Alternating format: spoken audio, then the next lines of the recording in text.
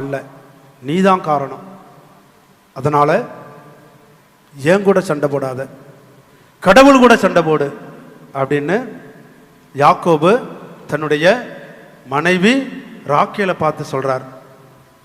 ராக்கேல் என்ன பண்றாங்க, சரி எனக்கு தான் குழந்தை இல்லை, என்னுடைய சகோதரி குழந்தை பிறந்துருச்சு, லேயாவுக்கு பிறந்துருச்சு, ஆனால் எனக்கு குழந்தை இல்லை.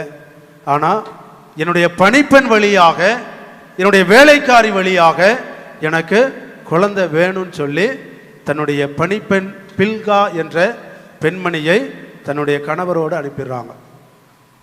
அந்த பணிப்பெண்ணுக்கு யாக்கோபு வழியாக எத்தனை குழந்தை பிறந்துச்சு? 2 குழந்தை. மொத்தம் இப்போ எத்தனை ஆச்சு? 9 குழந்தை ஆச்சு. லேயாவுக்கு 6 ஆண் குழந்தைகள், 1 பெண் குழந்தை. ராக்கேலுடைய பணிப்பெண் பில்காவுக்கு 2 ஆண் குழந்தைகள் பிறக்குது. இதை பார்த்த லேயா என்ன பண்றாங்க, தன்னுடைய சகோதரி ராக்கேல் தன்னுடைய பணிப்பெண் அனுப்பி 2 குழந்தையை பெற்றுட்டாங்கன்னு சொல்லி அந்த அம்மா தன்னுடைய பணிப்பெண்ணை தன்னுடைய கணவரான யாக்கோபிடம் அனுப்பி ஷில்பா என்ற இந்த பணிப்பெண்ணை அனுப்பி அந்த பணிப்பெண்ணுக்கும் 2 குழந்தை பிறந்தது. மொத்தம் எத்தனை ஆச்சு? எத்தனை குழந்தை?